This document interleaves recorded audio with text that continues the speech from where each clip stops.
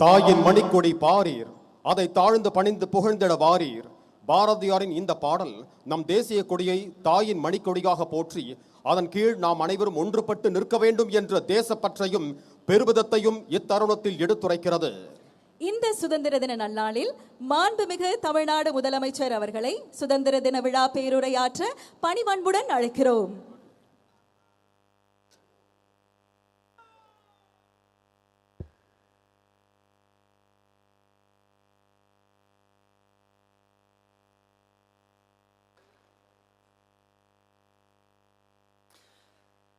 தமிழ்நாடு சட்டமன்ற பேரவைத் தலைவர் அவர்களே, மாண்புமிகு அமைச்சர்கள், நீதியரசர்கள், எம்எல்ஏஸ், எம்பிஸ், உள்ளாட்சி பிரதிநிதிகள், தலைமை செயலாளர் உள்ளிட்ட அரசு அதிகாரிகள்,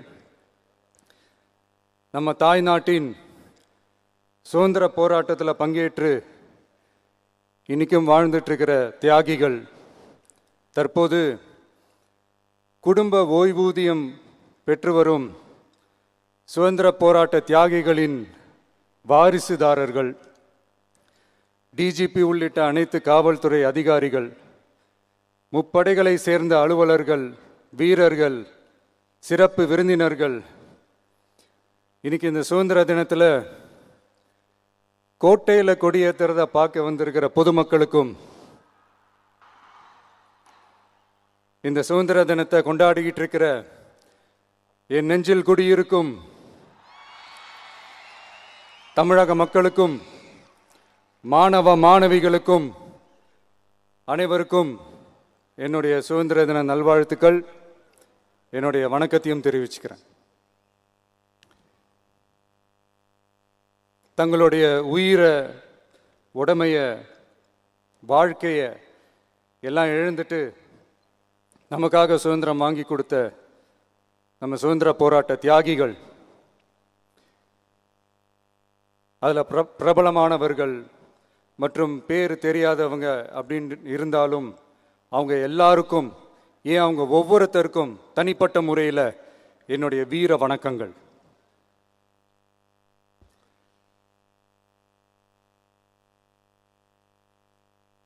நம்மளை ஒரு அடிமை மாதிரி வச்சிருக்காங்க அப்படின்னு தெரிஞ்சிட்டாலே மக்கள் மத்தியில் ஆட்டோமேட்டிக்காக ஒரு ஒற்றுமை ஒன்று வர ஆரம்பிக்கும். எல்லாரும் ஒரே மாதிரி யோசித்து ஒன்று சேர ஆரம்பிப்பாங்க. அப்படி ஒன்று சேர்ற இடத்துல தான் சாதி உடையும், மதம் உடையும், மொழி, இனம் இந்த மாதிரி எல்லாமே உடஞ்சி நொறுங்கும்.